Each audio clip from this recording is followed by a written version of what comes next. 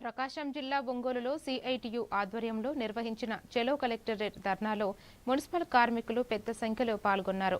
కనీస వేతనాల అమలు, అర్హులైన కార్మికులను పర్మనెంట్ చేయడం, సంక్షేమ పథకాలు అమలు చేయాలని ప్రభుత్వాన్ని డిమాండ్ చేస్తూ కలెక్టరేట్ వద్ద నిరసన వ్యక్తం చేశారు.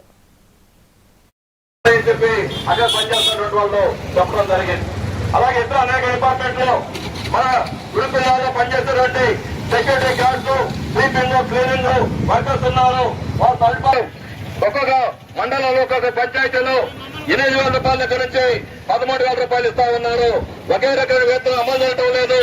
పక్కన ఉన్నటువంటి మున్సిపాలిటీల్లో, నగర పంచాయతీల్లో అదే పనిచేస్తున్నటువంటి కాంట్రాక్ట్ వర్కర్స్ కానీ, స్లీపర్స్ కానీ, క్లీనింగ్ చేసేటువంటి వాళ్ళు కానీ 21,000 రూపాయల వేతనం అమలు జరుగుతూ ఉంది. కానీ గ్రామ పంచాయతీలో పనిచేసినటువంటి కాంట్రాక్ట్ కార్మికులకి 8,000 దగ్గర నుంచి 13,000 మాత్రమే వేతనం ఇస్తున్నటువంటి అనేక పంచాయతీల్లో సంవత్సరాల తరబడి బకాయిలు ఉన్నాయి. ఈ నిర్వహణ పంచాయతీల్లో 12 నెలల పాటు బకాయిలు ఉన్నాయి. ఉన్నటువంటి పెద్దపల్లి పంచాయతీల్లో అక్కడ 13 నెలల పాటు బకాయిలు చూస్తూ ఉన్నాం. అనేక పంచాయతీల్లో 6 నెలల పాటు బకాయిలు ఉన్నటువంటి చూస్తూ ఉన్నాం.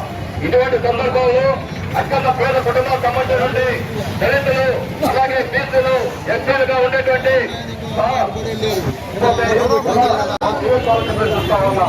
లేదా కనీస